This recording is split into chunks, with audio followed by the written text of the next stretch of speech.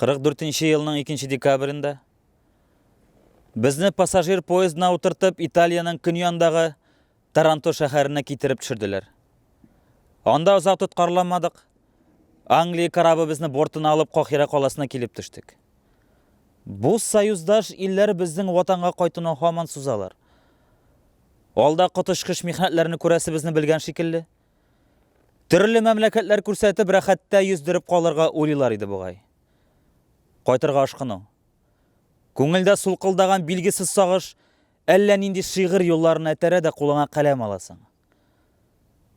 Күпләребез ятып калды французлар җирендә. Ана баласын көткәндер белмичә каберендә. Ул илләрдә булсагыз берәр кабер күрсәгез тезләнеп дуга кылыгыз. Ул бит татар, белсәгез. Кайта алмыйча туган илгә бик күп җирләр кичтек без.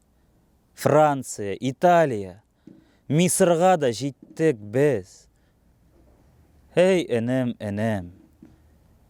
Кайда минем илем?